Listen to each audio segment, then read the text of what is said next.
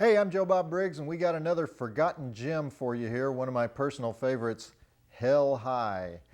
Why is this movie not better known? Well, the problem with making a really great slasher movie in 1989 is that by 1989, the whole slasher thing was pretty much over. It's that same thing that happened to Creature from the Black Lagoon when it first came out. It was a 3D movie, but it was one of the last 3D movies that came out at the end of the 3-year 3D craze, so people were already sick of 3D and they were afraid it would give them a headache. So anyway, Hell High comes out and everybody goes, yeah, we know. It's got the final girl and the stupid teenagers and the maniac that wants to kill them. Wrong!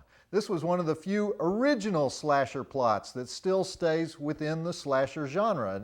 It's so original that I don't want to give away much of the plot before you watch it. Unfortunately, it was a resume killer for almost everybody involved. It was the first in a series of one movie for Douglas Grossman, the director, and the best performance in the film as a twisted, deranged high school troublemaker is played by a guy named Christopher Stryker. Sadly, this was his only film because he died of AIDS shortly thereafter. The co-starring roles, Maureen Mooney as the high school biology teacher and Christopher Cousins as the guy who quits the high school football team.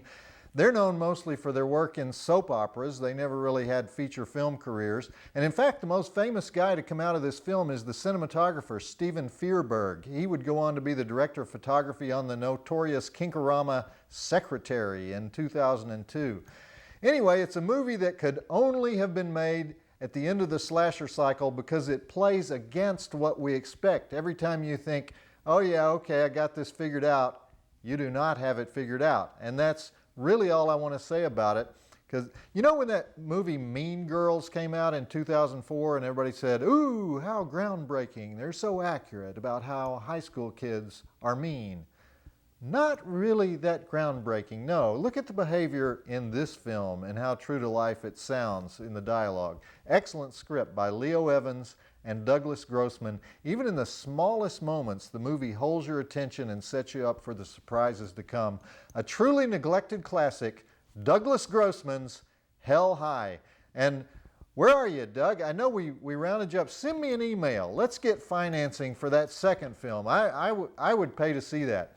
Anyway, I'll be doing my usual play-by-play commentary, but let's take a quick look at those drive-in totals. We have 6 dead bodies, 6 breasts, skull bashing, brain spiking, meat cleaver chest plunging, throat slitting, 3 attempted rapes, doll head ripping, multiple impalements on steel rods, you don't see that very often, classroom giggling, frog eating, student slapping, skirt ripping, Jack Daniels guzzling on school property, menacing knife play, slime slinging, Quaalude-induced fuzzy cam, window plunging, lesbo fondling, gratuitous shower scene, always the best kind, 1 motor vehicle chase with crash and burn, arm rolls, swamp foo, Drive-In Academy Award nominations for Jason Brill as the babbling fat guy who says, "This is not a good time for me."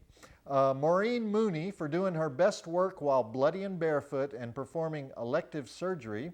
Christopher Cousins for being one of the best male screamers in drive-in history. Millie Prezioso for being the slut of all sluts, and especially Christopher Stryker in the lead role for saying, "There's nothing after high school, there's only more stink." I give this 4 stars. It satisfies the first rule of all great slasher films. In high school, anybody can die at any moment.